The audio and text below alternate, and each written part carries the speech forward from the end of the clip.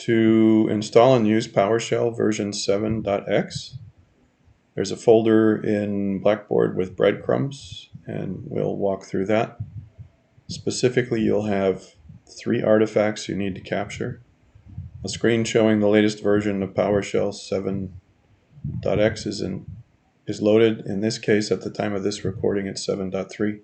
Maybe later, a higher number by the time you do this.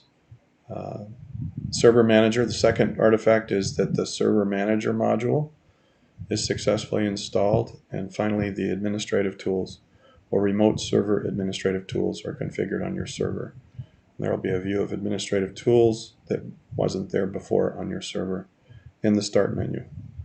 For extra credit, you can generalize the method and use it to install TFTP and submit proof that you can use this method for other needs. So the first thing we're going to do on your server is to open up PowerShell, and when you do, you'll find that it doesn't list version 7 on the screen, but it does show a website, and you want to take advantage of this website. Drag your mouse over it, Control-C, the highlight will disappear, and then go to the web browser. What you'll find is this screen where you can scroll down and find the MSI package. You want to click that and download the MSI package. Specifically, the one you'll want when you click that link will be the x64.msi. Now, an MSI will execute without an interest in administrative privileges because it's designed as a Microsoft installation package. That's what MSI would stand for, I think. Well, that's one guess. In any case, once you download this, you're going to double click, and that will install the PowerShell. When you see the defaults, select all the options. And when you get to this point, this is the first capture that you can grab from your screen.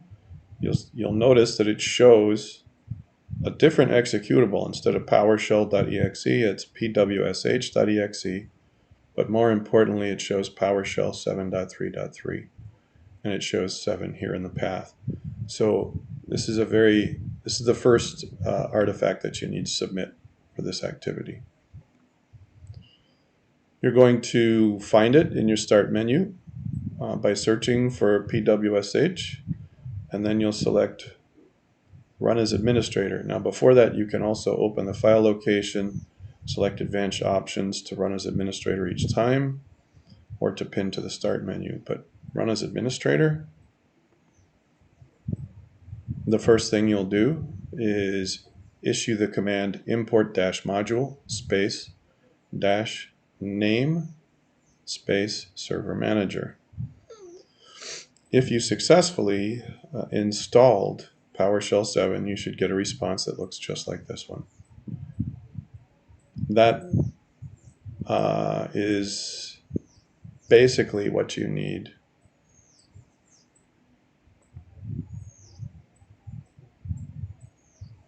The next command will be get-module space -name space server manager, all one word, space the pipe symbol, which is typically the shift / key on your keyboard. That's space and then format-list. This is the screen capture that you'll want to include for the second artifact of this assignment.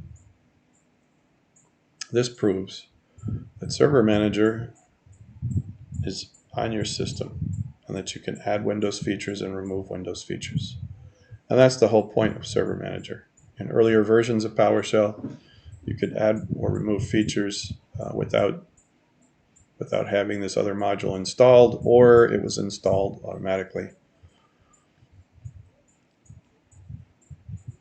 What you'll want to do is use this new feature, this new module, and you're going to want to issue the get-Windows feature -name, and then in single quotation marks, TFTP-client.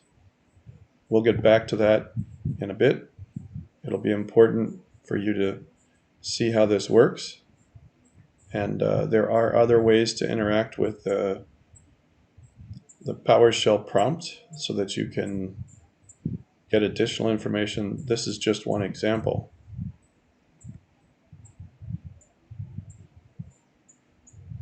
Finally, for your third criteria, you want to use the get-windows feature, space, -name, space, and then asterisk, followed by all caps, RSAT, that stands for Remote Server Administrative Tools, asterisk, space, pipe, space, install Windows features.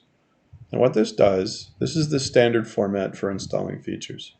You get the Windows feature to make sure it's part of your PowerShell installation.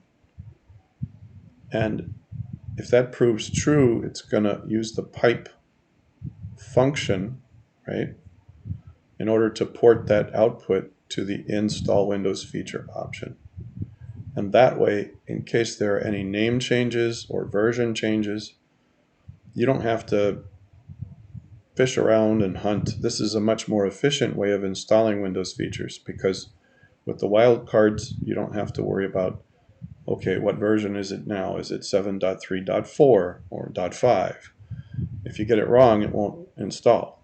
So instead of just taking a whack at it with install-Windows feature, -name, and then rset, whatever, blah, blah, blah, blah, blah, this allows you to get out of there. You'll see a prompt where you answer yes, and it'll say you must restart this server to finish the installation process.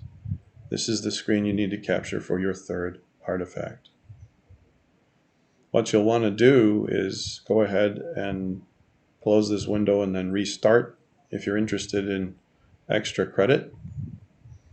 One thing you can do when you get back into the system is to open a shell prompt and then use the get Windows feature, -name, TFTP client, that's in single quotation marks and there are spaces there, single space, that's the pipe symbol again, install Windows feature, and that will install the Windows feature. That proves that you can use this method for other needs. You can post this screen showing that you have to restart the server for the TFTP client to work as your extra credit. This concludes our walkthrough. You'll also find these same screenshots in the breadcrumbs folder. Thanks for joining us. The instructor remains available for assistance as needed.